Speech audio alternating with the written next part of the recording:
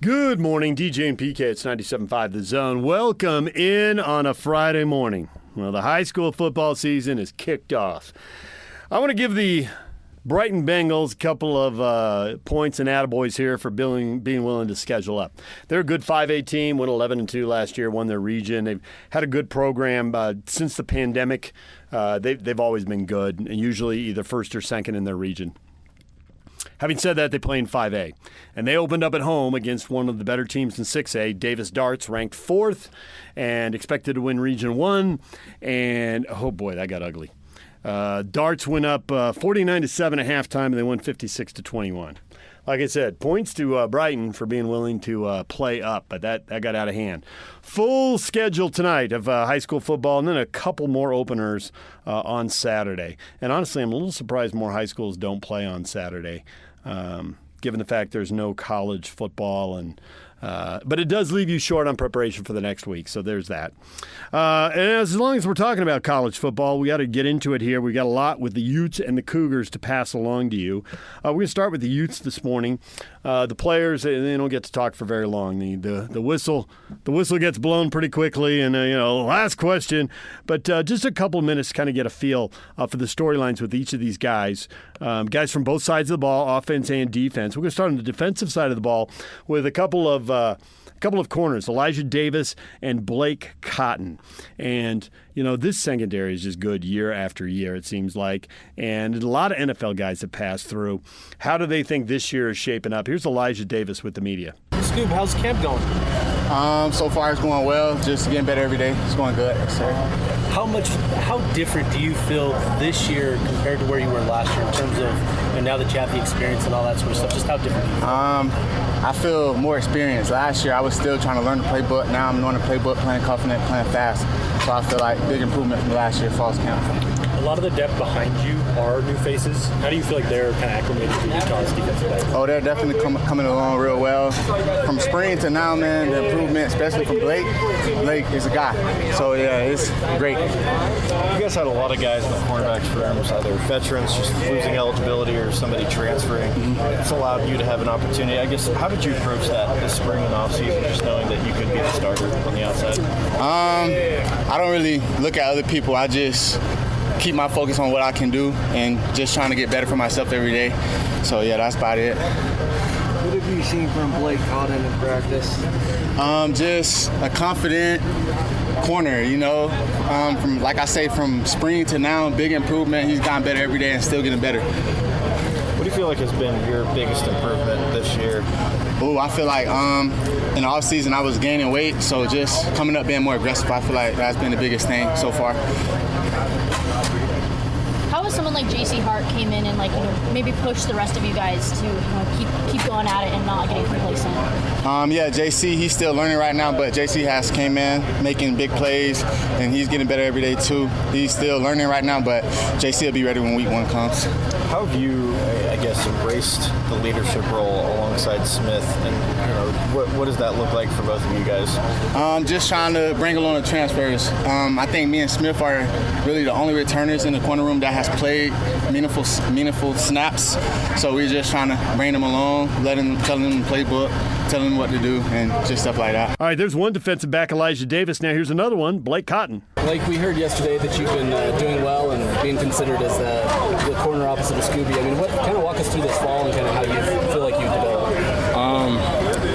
For me, development has been really my emphasis on just daily improvement. Just taking what the coaches are saying and taking one step forward every day. What do you feel like this group can provide the team this year? Man, I think we could provide physicality, relentlessness, and just the will to go on whenever things get tough, because that's what you got to do as a DB. So, how well prepared do you think some of the new faces in this room are to provide depth, obviously behind you or Scooby, whoever's starting that spot? I'd say we're pretty well prepared. Obviously, we go with the mindset that we always got to keep improving, but for the most part, we got the talent, the speed, the strength. So I think it's going to be good. What have you learned from guys like Scooby and Smith just getting implemented into the defense as a new transfer? Just the mentality you have to have as a defensive back. Just like I said, when stuff goes wrong, you just got to keep going. Just have that dog mentality. What stands out about being a cornerback in Morgan Scalley's defense? Obviously, all the man we play, we're going to be on that island most of the time. So, we got to just buckle down and play our best defense. A lot of people want to talk about how dynamic this offense is. When it comes to defending it, how challenging is it to be able to see what Devin's able to do and what Jason Beck's able to kind of draw up? Like I said, we play a lot of man. And Dev is obviously, he can run, so he scrambles. So we gotta, that challenges us to stay on our man as long as possible. And heavy RPO team too, so we gotta, not, get too picky and have good eyes and stuff like that. What do you feel like has allowed you to emerge on the other side, opposite of Scooby? I would say my physicality and just my mindset, I said it a million times, but stuff goes wrong, just forget about it, keep going. The Big 12 kind of allows a lot of physicality with their wide receivers and corners. I mean, is there anything you've learned about kind of watching tape or anything that kind of helps you move forward for this year? Yeah, in terms of physicality, you just got to be smart, especially as a DB. I feel like most of the calls are biased towards the offense, so we got to be smart with what we do. For example, if we're going to tug, we got to tug low so they can't see it. What's been the biggest difference kind of stepping up to the Power 4 level? For me, I would just say the coaching. Football is football, but, the coaching is way more technical. That's what I would say. All right, there's Blake Cotton talking a little Ute football. Let's switch to the other side of the ball. NaQuari Rogers is an interesting case here. He's a running back. He's on his third school in 3 years, third and four. He played 2 years at Campbell, transferred to New Mexico. And with New Mexico's offensive coordinator Jason Beck coming here, Rogers found his way here as well. Here's NaQuari Rogers. NaQuari, how's camp been? Camp's been great, just coming from the spring, transitioning to the fall, getting back things going with Coach Beck and so forth, and just getting everybody back on the court. How was the scrimmage on Saturday? The scrimmage was great, just trying to do my 111, just going, having enthusiasm throughout the plays, just do what I can without the ball and with the ball. So. How are you and Wayshawn kind of pushing each other? Kyle was saying that you guys are basically 1A, 1B, both could be starters in the backfield. How do you guys push each other? How can I say, whoever out there, we just know, in our room, the expectations are standard, It's kind of, we live up to a high standard, so whatever we do, we just kind of, when we come back to the sideline, we just giving each other pointers and stuff like that as far as what we can and what we can do. So that's what kind of makes us better in the room. You've been with Devin for a couple of years now. Just what have you seen from him just in terms of improvement, leadership, and all that through fall? He's a playmaker all around. I'm pretty sure y'all seen what he can do as far as at New Mexico. And then, I'm just excited to see him here as far as what he can do here. And just push the tempo as far as what we did in New Mexico and just bring a new culture here. How much has it helped you, being with Devin and Jason Beck for the last few years to come over here with it? It was good, as far as just being in that bunch and being, just one of the ones that, they can trust, just kind of keep building that trust as far as with Devin, Coach Beck, Coach Coy, et cetera. So yeah, just kind of keep doing what I'm doing and just keep building that trust and keep building the trust. You and Wayshawn kind of have similar builds. How do you guys differentiate each other, or is it kind of the same? It's really the same. It's really the same. I can't even realize it's really the same. Just how we run, how we, lift in the weight room, everything. It's kind of crazy. It's really funny. As a veteran guy, how has your experience changed from maybe even last year? As a vet, just coming and seeing the game as far as from a freshman to now, as far as I've seen a lot of things from now, so just giving the young guys pointers and stuff like that. So just being the vet, just just be more vocal, being more of a leader, and just showing on the field as far as leading by example. So, what's it been like running behind this offensive line? How do you feel you've benefited? It's real fun. Spencer ain't been playing as far as some of the ones and stuff like that, but even the twos, it's kind of it's not really no skipping they beat. So it's really fun playing behind them, so I can imagine what the ones can do on the field. AP preseason 25 came out. You guys aren't in it. Is that something that might motivate you? I know you don't pay much attention to rankings, but the fact that there's 4 or 5 Big 12 schools ahead of you guys right now, does that provide any kind of motivation? Dude, they just gonna see when the season starts. That's it. Go day by day. Yeah. There's running back NaQuari Rogers, transfer from New Mexico. Now here's Jaren Kump. Now Jaren is starting center. Jaren is captain of the team. Jaren has been playing, he played his high school football locally at Harriman. He's been here since the pandemic year, 2020. This guy's seen a lot, and this is finally his last year of college football. Here's Jaren Kump. Well, Jaren, there's a lot of talk about this offensive line. Have you kind of lived up to expectations so far in camp? Yeah, I mean, we're really flattered for all the talk, all the positive talk, but in reality, our attitude as an O-line is that we haven't proved anything. I mean, the season hasn't even started. Preseason accolades in reality don't mean anything. No one's going to remember those. So our goal, our mentality, our attitude is that we haven't proved anything. We got a lot to come out and prove this year, and so we are working every single day to be able to put us in a position to be able to do that. Jaren, what does it mean to you to be named captain? It is the biggest honor that honestly I can think of. I'm so fortunate, I would say. So fortunate that my teammates, see me as a guy who's essentially able to fulfill that role as a captain, and so I'm so honored that to be put in this position, and so I will do everything I can to earn it every single day. Jaren, you've been in this program for a long time. What's different about this team, or what's kind of the makeup of this team as compared to maybe years past? Yeah, I mean, we actually had a team meeting kind of about this. I think it's just over 50% of this team is brand new.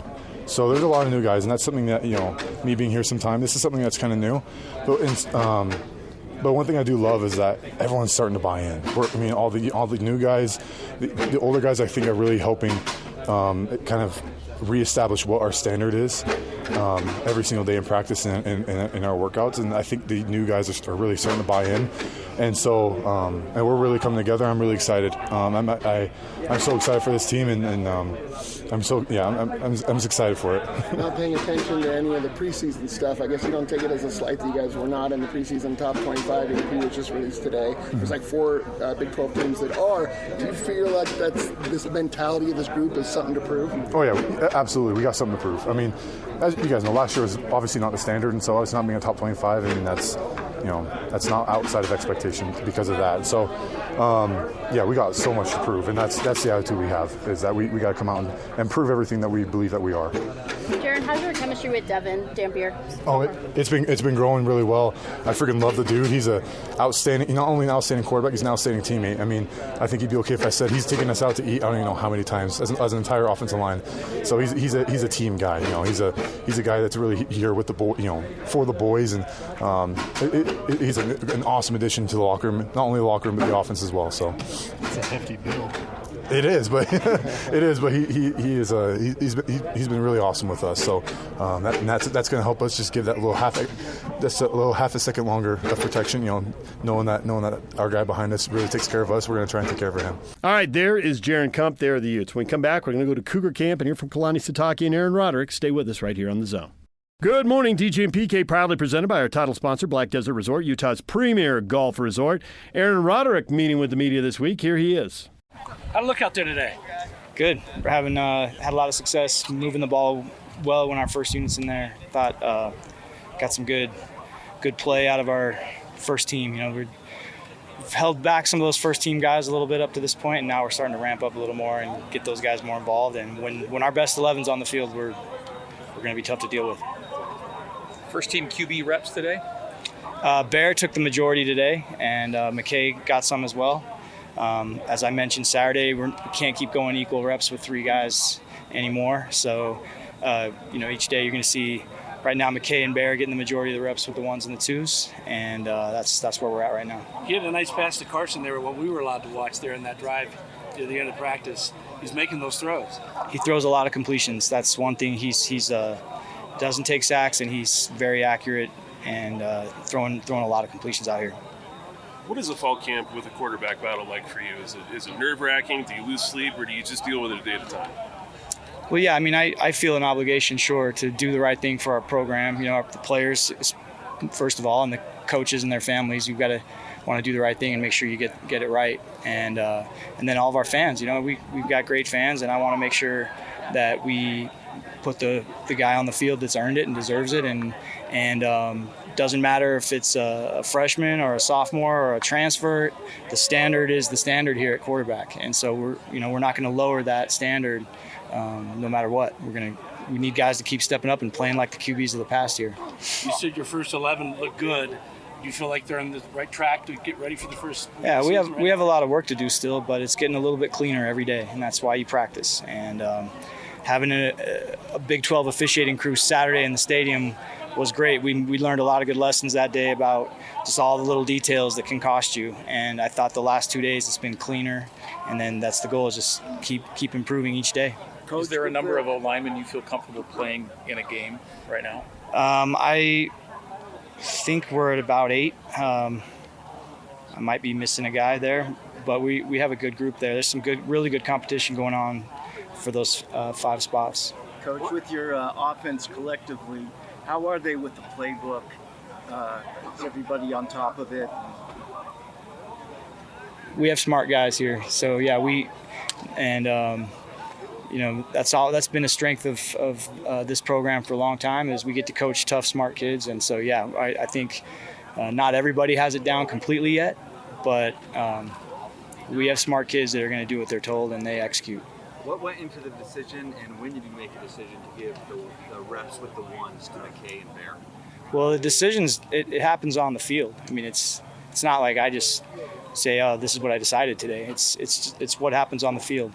The guy that moves the team, we want to move the team and score points. So if you take care of the football and you throw completions and you make good decisions, and a lot of times it's things that fans don't see. A lot of times it's a guy's got 2 plays and he gets us into the right play, and you hand it off and make 4 yards, and nobody knew that the quarterback just did the right thing for our program. They got us out of a bad play.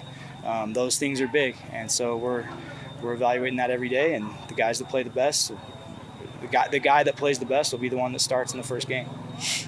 Coach, of course there's some doubters, especially with, not to beat a dead horse, but with the part of Jake. Yeah. How much more of a chip on this team's shoulder, this offensive shoulder, are you seeing this camp? Yeah, I think it's kind of similar to last year, where nobody thought we were any good, and we had something to prove last year, and I think there's a little bit of that going on right now too. I think people have lost a little faith in us offensively, and our players, I think, are determined to show that we still have a really good team. How are your skill positions doing catching the football? Yeah, we have a lot of good, our obviously receivers, that's their job, but our tight ends are doing a nice job. Carson Ryan's an excellent receiver, and our running backs are really good receivers. We're using those guys a lot in the passing game. What's a decent timetable for the quarterback starting naming, and is it affected by the fact that you're either playing an FCS opponent the first week or competitive advantage? How do you kind of view all that together? We haven't set a deadline, but the sooner the better. And once it's clear, we'll make the move. If as soon as it's clear to us who it is, we'll make that statement. Yeah. Here's BYU offensive coordinator Aaron Roderick. Here's the head coach Kalani Sitake. How did they look out there today? We saw a little bit. Look good. Yeah, it was good. I mean, got some good live work, and happy with what I'm seeing from the team. And I didn't talk. Last time I talked to you guys was before we saw the film. So, but the film was good. It's probably, I told the guys, it's never as good as you think and never as bad as you think too. So there were some really good things there. And the good part is that I like the physical part of the game and how our guys were able to tackle and block, just a fundamental part of football. So, but we can build on that. And then yesterday and today were really good practices for us. Kalani, how good can this team be? Yeah, we have a lot of work to go. I mean, it's just not, I'm not going to make any statements how good we can be. We just show it on the field and let people find out for themselves. Is Bear leading this race right now? He was the only guy we saw with the first team offense in the media window. Yeah, I think A-Rod knows where he's going with everything. And I think the key is we settle it on the field, I don't control it. It's the players. If you want to win the spot, it's there for the taking. And so, I think our job is to put them in the position where they can win the spot, and that's in every position, including quarterback. And so, I think we still have some more time to see who's going to be the best fit for running our offense and who's going to be the best fit for that, for game one, and then we'll go from there. But as soon as we figure it out, we'll let you guys know, and probably the sooner the better. From your experience, covering or working with quarterback battles, how does he compare to past true freshmen that have competed in battles that you've experienced before? Yeah, really good. I mean, I think they all have. You have to be something special with your mindset coming in out of high school right into into college, and then adapting to the offense and understanding it, studying it. He's got. I mean, all the quarterbacks are smart, they're intelligent. He has a good feel for the game, and I think the more he's around the team, the more he and McKay practice and play with the guys on the field, the more comfortable they get, and then the more they don't look like a newcomer. Even with tough decisions to make, you and the staff seem to stay really, really cool under pressure. Is that a reflection of just surrounding yourself with people that you work really well with and you have confidence in? Well, I think we just trust the system that we've been in. I mean, I think if you look at me year one and year two compared to now, I'm much older, more gray hair, things like that. But it comes with a little bit of experience of just knowing how to handle camps and how to make adjustments. I think we're in a really good feel right now, good momentum as a staff, and it helps that you're able to keep the whole staff together. So with all the continuity going on and I think the foundation being kind of settled, I think we can focus on other things like these guys competing and putting the right guys on the field and having a problem. If you have a problem where there's 18 guys that deserve to play and you only have 11 spots at a time, then we need to find ways to get the other 7 on the field too. Has there been an update from the NCAA on Flower Potty? No, not yet. If there wasn't, he'd be practicing. So the day you guys walk up here and you see him on the field, then the decision was made. But he's out here doing as much as he can, and we're just kind of in limbo until we hear from them. Besides quarterback, what other positions do you want to get some clarity on in these kind of dog days of camp? I think we have an idea of what we're going with. I think we can rotate a lot of different guys at different spots. This quarterback's the one that you have a hard time rotating through, This is probably one that you don't want to deal with it as far as touching the ball that many times. The same thing like a center. So the ones that touch the ball every play, you probably want to have as consistent as possible, and that's what we're looking forward to. I think getting as many guys as we can to be able to start is going to be that's the goal that we want to do, and then decide on how we want to use 11 at different times. You say you got a lot of work to do, but do you feel like your team's on track at this point in camp? Just hard to say. We're still a couple weeks and some days away, so 2.5 weeks away from everything. I feel good about where we're headed and the progress we've made in the last, especially over the weekend since Saturday, and to have the guys be able to be physical even today after over 100 plays on Saturday, that's a good sign. And the guys are all bought in. Right now I need to get them away from football for a little bit, and we just go, and just to build some connection together and some camaraderie with each other, and then be back and be ready to roll when we get back Thursday. After Saturday, what are the biggest adjustments that you want That's to like see? the worst angle for me, by the way. Sorry. I'm You want me to joking. get my hair? No. Okay. Like right back here would be next time good. I'm gonna get a better No, I'm angle, gotcha. don't worry. Say that again. After Saturday, what are the biggest adjustments that you want to see this week or wanted to see today? Well, we saw them. I think Saturday. What were they? I think the main issue was the pre-snap issues. Like I think A-Rod mentioned that we weren't set, and so we got a few illegal formations, and so when you look at it, it was 2 false starts. It was 3 illegal formations that we need to fix. Guys not being on the line, and then or guys were fidgeting and not set. So illegal formation or illegal shift, and then we had 2 holdings. And so that's in 100 plays. That's not bad, but it's like, and for a first scrimmage, that's pretty good. Defensively, we had a few missed tackles, probably more than what we would want, and but we had 2 defensive penalties, 1 holding and 1 PI, and so. Play man coverage, you got to be able to use your feet and not your hands, and we're still working on that. So overall, though, the team did a great job with everything. The entire weekend on Saturday, and then seeing the film, I was really, really impressed with it all. I asked you about Bear, but where do you see McKay at his best when he's operating with the first team? Like, where does he shine the most? Yeah, I think A-Rod does a great job at calling plays that they're suited to their strengths. But there's things that we need to do that are strengths for us and on the football team. Chase Roberts being one of them, and Carson Ryan and others that are, LJ Martin. So it's a matter of how do we attack defense, and who do we want to give the ball to, who do we want to highlight in certain areas, and what the defense has given us. So I think having A-Rod be able to do that with McKay and then do that with Bear is going to be the key. And then what you want to do is get to the point where you're building the game plan on your starter, and then you have a game plan for the backup just in case, and even third string if it goes there. So in the past, since camp started, we've had to balance all that out with 3. It's really difficult to do, and that's why we made the move to kind of head towards this way and see how far this competition goes, and then we see how far this goes, and once we know and have a good feel about it, and once they've established themselves and whoever wins the spot gets it, then away we go.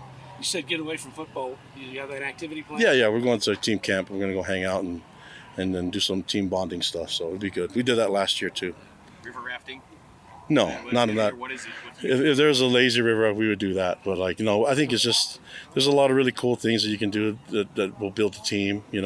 Connect them together and then make football. Although football's part of it, just everything's been about football now, so we can just take a break from it and looked at it. And most of the fights happen around practices 10 to 13. So let's go camping during that time. When you plan to close camp, do you have Yeah, I think we want to start working on our preparation for our first opponent at the latest a week and a half before the game. Best to do it maybe 2 weeks before the game. In terms of leadership, Isaiah Glasgow and Jack Kelly were obviously tremendous for you last year. What are you looking for them in terms of progression and leadership? And all what they've done already, I mean, them lead the way, and when you're a guy that's started a lot of games here and people are giving you all these honors and accolades and things like that, they're leading the way with the live work. So they're out there tackling and hitting and doing all the drills, playing all the special teams. So it helps that your top players are doing that. Chase Roberts does it on the other side. Carson Ryan does that too. So the guys are all bought into the team first, and it helps when your best players are doing that. In terms of potential, how good can Isaiah Glasgow and Jack Kelly be, maybe in terms of the great linebackers that play here at BYU? Yeah, we'll find out. I mean, I'm not going to put any pressure on them. I think they're ready to do what they did last year and maybe build on it, and it helps understanding the scheme a lot more. They're way more in tune with what Jay wants from them and what I expect from them, what their position coaches, Justin Enna and Chad and those guys expect from them. And I think it's just a matter of just time. We get there, let's get to the games, and then they make the statements themselves. There's BYU football coach Kalani Sitake. When we come back, R.J. Young covers college football nationally, and he works for Fox Sports. What does he think of the Big 12 this year? What does he think of the Utes and Cougars' chances? How wide open is this race? What does he think of Arch Manning and Texas's chances as the number 1 ranked team in the country? R.J. Young next, right here on The Zone. DJ PK, and we're joined now by R.J. Young, national college football analyst for Fox Sports. R.J., good morning. Thanks for having me on, guys. How you doing? Doing well. Thanks for coming on. I'm curious what you make of the Big 12 football race after an unprecedented year where Utah and Oklahoma State were supposed to be at the top and they ended up at the bottom, and ASU and BYU and Colorado were supposed to be at the bottom and they ended up at the top. Seems like a crazy league to try and make predictions in, but what do you think?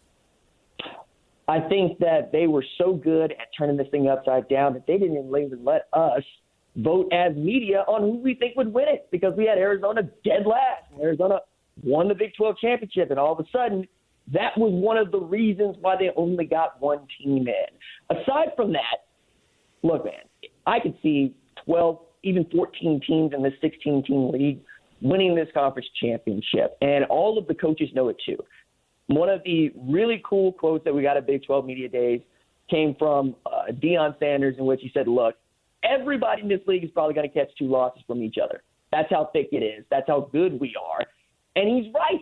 Like, I get down to Central Florida and Scott Frost and even Rich Rod in West Virginia. I'm like, I really don't know. But Willie Fritz is tough out at Houston with Connor Wigman's got a 5-star quarterback. I'm very curious, though, to find out just how much of this offense at Utah is going to change with Jason Beck and Devin Dampier, because the offense they ran in New Mexico does not look a damn thing like the offense they've been running at Utah for the past 20 years. So I want to see if they're going to put up some points. And if they put up some points, they're going to be pretty good. At the top of this thing, I really think that we're talking about Farmageddon being a good indicator of who I think is going to lead the Big 12 race into 2025. And if things go right, I would not be shocked to find out that we get Farmageddon again. That'd be Iowa State and Kansas State playing for the Big 12 championship. I really like Avery Johnson. I really like Matt Campbell. I really like Rocco Beck. I really like Chris Kleiman. I think they've got the kind of teams that are ready to make that leap. You see Iowa State getting that thing last year. You've seen Kansas State knock off an undefeated Texas Christian that ends up playing in a national championship. I think they're about due. But I'm only comfortable saying they're about two teams that can win in this league. You went ahead, RJ, and ranked every team 1 to 136. The highest team you had in the Big 12 was Kansas State at 19. And you already spoke about Utah. Obviously, if they get some points out of that offense, which absolutely you are correct, it's nothing like we've seen literally for the last 2 decades. They have an opportunity to be good. But I'm curious as to why you put them ranked number 56, and then down the road you had BYU at 60. Because they sucked last year. They were not a Kyle Whittingham team last year. I'm not proud of saying that, but that's what it was. I couldn't trust them to throw the football. I couldn't trust them to run the football. And then later I couldn't trust them to stop people. I've never seen a Kyle Whittingham team so out of sorts. So much so that the man basically says, I'm coming back this year because I can't go out like I did last year. All right? I need to see that flipped and turned around. And I'm not going to bet on Devin Dampier and Jason Beck to turn this thing around by themselves. I'm also, once again, I'm big on this. I'm huge on this. Your program takes on the identity of its head coach. Kyle Whittingham is one of the toughest some guns walking around.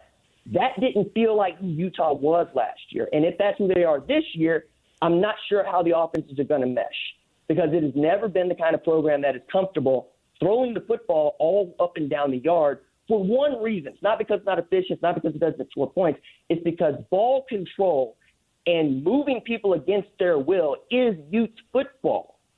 I think that's going to need to change for them to play at a high level. So I got him in the top 60.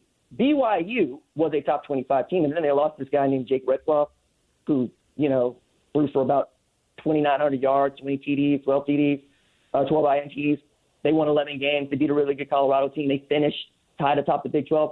You tell me that you got a quarterback that's as good as Jake Retzloff was last year right now on the BYU depth chart, and I'll tell you got a top 25 team, because that defense was stout.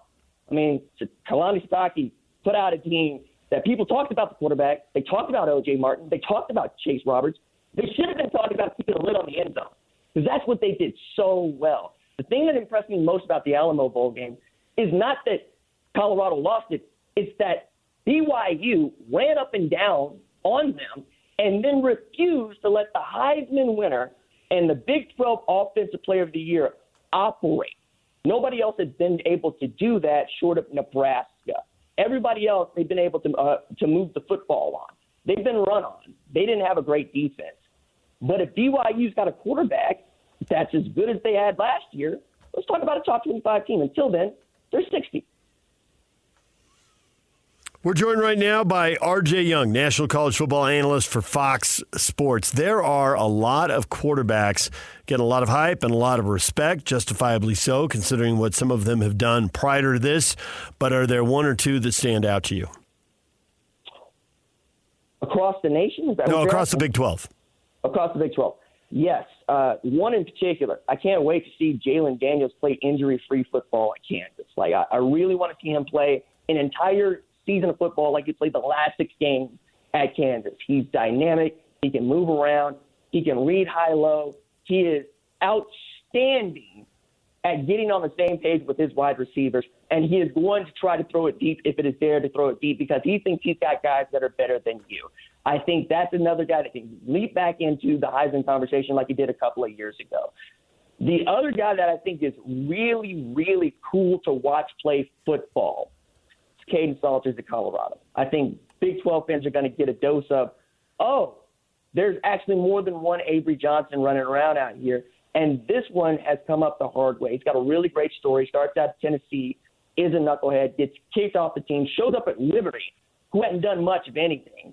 And then with Jamie Chadwell, they turn into the kind of team that can go play in a New Year's Six Bowl against an Oregon team. Now, they got smashed, but they were undefeated going into that. I think you're going to see a dynamic passer. I think you're going to see a dynamic runner. And I think that's what the league is going to be about. It's going to be about that guy who can be +1 in your running game and the guy that can make a play when the play is broken down.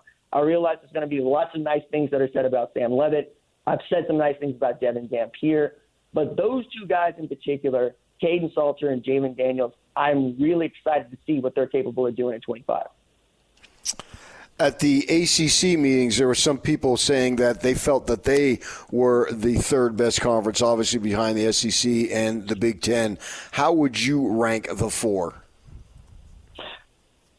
SEC at 1, Big Ten at 2, ACC at 3, and Big 12 at 4. There's a reason for this. How many national champions do we have out of the SEC in college football playoff era?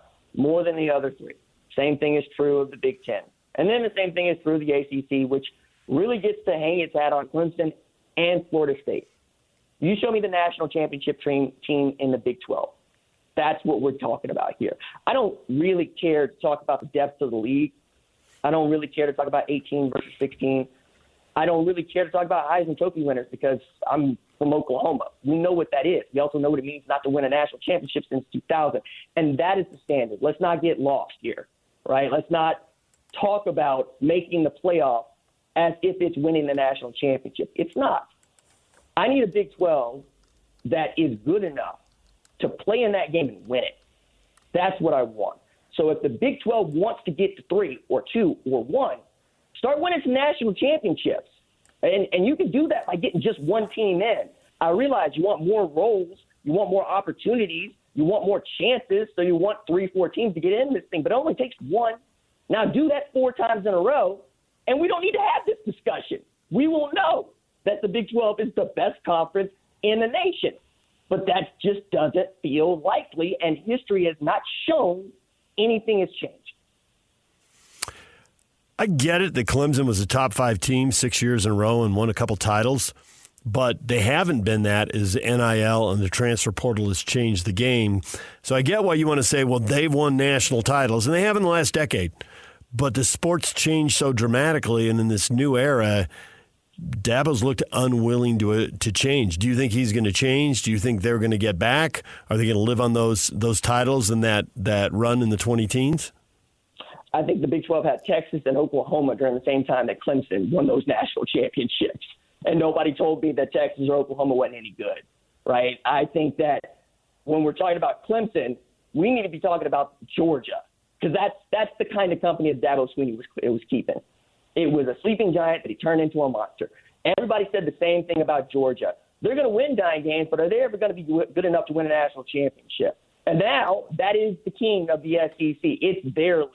They went back-to-back with national championships. I don't think about living on the past because that's exactly what we do. That's why we have blue bloods. That's why we have teams that others watch more than they watch some.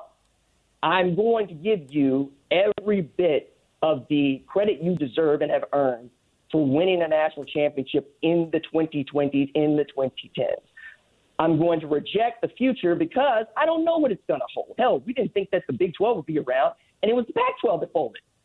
So for now, Dabo gets the benefit of the doubt because not only has he shown he can win a national championship, not for nothing, that team bulldozed their way into the playoff last year. They saw an open door that Syracuse gave them, and they crashed it. They kicked the crap out of a team that had not lost a game against an ACC team all year, and then they showed up, and they gave everybody what they wanted, a good Clemson team showing up to play ball. Yeah. I don't think he's living off of much. I think that Dabo is one of the best football coaches the sport's ever seen, given what he had to do to get that program to where it is, where we're having this discussion. Speaking of trying to project the future, money matters, right? And we just saw Kansas get a $300 million donation. Texas Tech has spent a lot on its transfer class, and it looks like they're in it and they're going to play the game literally and pay the game. BYU has come to the table willing to offer up necessary money. We'll see what other schools do. How much do you think that these schools can maybe make more of an impact because it seems like several of them are willing to pony up the cash that is needed? I think if you got the new money and you're willing to spend it, you can make a dent. I think David Booth giving $300 million to Kansas saying, hey, guys, go do what you have to do is indicative of that. I think that Cody Campbell, who sold his $4 billion oil company, and then the next breath says Texas Tech football is about to get a lot better. Yeah, go do what you got to do, big dog, because that is what college football has been for years. If you got more money than folks and you're willing to spend it, you can go get that championship. It was, we're giving Brown envelopes underneath the table. Now, that's $10.99, taxable income, right? I'm fine with it either way because the teams that want to win, the teams that have made winning a priority, they're going to do well. And if they got the money to do it, they should go ahead and spend it. Now, if you don't have it, that sucks, but maybe this big boy football isn't for you. And let's not also forget, I should say, Memphis tried to do this. Memphis wanted into the Big 12, and they said, hey, let us in for nothing. Plus, here's $200 million in value that we're bringing to the table. We just want to play Big 12 football. And the Big 12 thumbed its nose at Memphis, who's got a lot of money behind them. So money alone isn't necessarily getting it done. What's getting it done is money, and you have a Power 4 label behind you. Like, not for nothing, Southern Methodist does not make the college football playoff if they don't play in the ACC last year. And that's a gamble they took. They ate the television costs. They're not getting any of that television revenue money. But they do have billionaire backers that have decided, no, it's worth it. We will make you whole because we understand the optics are if you don't play Power 4 football, it's going to be really, really difficult to get into the college football playoff. And that is going to raise the level of exposure for your program, and that is going to invite more recruits through your door, and that's going to make you a better football team. The money becomes a side effect once you get in, right? I don't think there is a program in the Power 4 without millionaires and billionaires willing to give them the money to do what they got to go do. My favorite example of this is Indiana. Indiana was nowhere. It was nobody. Nobody cared about Indiana football, including Indiana fans. And then Kurt Signetti said, I win, went out and won. And now all of a sudden, they're flush. They're getting what they need to go compete at a high level. Give people a reason to give you their money, and it's not a sunk cost. They're just going to do it because they want to win. So, yeah, I think money's going to play into it. But I also think you got to have fans that are willing to back you all the way, and that means their financial donations probably go up. We're joined right now by R.J. Young, National College Football Analyst for Fox Sports. Arch Manning has the famous last name. He's been willing to sit when everybody else wants to play right away. He's been willing to stay put when it seems like every other quarterback transfers, unless they transfer twice and play at 3 schools. Do you think that's all going to pay off for him individually and for Texas as a team? I don't see how it couldn't. It's also a privileged position to be in. I'm always very careful about this. Arch Manning doesn't have to transfer. Arch Manning never needed to transfer. Arch Manning didn't have to play college football to get his education. He was always going to be okay. So he got to say, I'm going to take my time in recruiting, and I always wanted to play at Texas, so he played with Texas. When he said, I'm not in a hurry, I believed him. And he showed that. He was right behind Quinn Ewers. Quinn Ewers gets hurt, goes in, he plays, and then Steve Sarkisian comes out and says Quinn Ewers is our starting quarterback 2024, and he sits back down. But let's not treat Arch Manning like, say, Bear Alexander, who has transferred 3 times to 3 different schools, USC, Georgia, and now Oregon. If you are first generation, second generation, going to college, and you don't have generational wealth, and you don't have a trust fund, and you have nothing to go fall back on, I tell the kiddos this all the time. You got to make a business decision when you're 19. I know that you're not making a lot, or I should say, I know that you don't want to make these big, hard decisions, but you have to. So what is important to you? Is it important to you that you play football? Is it important to you that you get an education? Or is it important to you that you make enough money to put it back somewhere that when you know you're going to stop playing football, you can change the trajectory of your life and your family's life? Let's not confuse that with Arch Manning, who's got a really great opportunity to go win a national championship as the nephew of 2 Super Bowl winning quarterbacks and the grandson of one of the most sainted quarterbacks in the state of Louisiana. I'm not going to pretend those are the same. I think when Arch is playing, he's going to be great. I think with Ryan Wingo, DeAndre Moore, who said he wants to be the best Texas wide receiver who has ever lived, he's going to have options. C.J. Baxter gets back. The continuity is there, right? On the football field, they're going to go win. But let's also remember his last name is Manning. He does have all of these traits that you want, 6'4", 220, fast, big arm. But he also only has to think about playing football. He doesn't have to think about anything else. So much so that my man lost his student ID twice. We lose our driver's license, we're cooked. We're done. Nobody's trying to find us. But he's okay. He's good. I want him to go be great. I want him to go do well. But I'm not going to pretend that he's under the same pressure as some of the other players that hit the transfer portal. I think it was a couple of years ago, RJ. I think it was you, if it wasn't, correct me, but you had to sit down with Kyle Whittingham and you asked him about the rivalry, and he said which rival, and you called him on it. Was that you? Yeah, that was me. Congratulations on that. Hey, look, man, I'm a neutral here. I'm not from here, but even I know. The holy war. What are you talking about? Exactly. On, get out of here. Good work. Thanks, guys. Thanks. RJ, we'll leave it right there. PK, he hands out compliments like manhole covers, so, pocket that one and enjoy it. I will do just that. All right. Thanks so much for having me on, guys. We'll talk to you soon. There's RJ Young from Fox Sports. When we come back, what is trending? The headlines are next.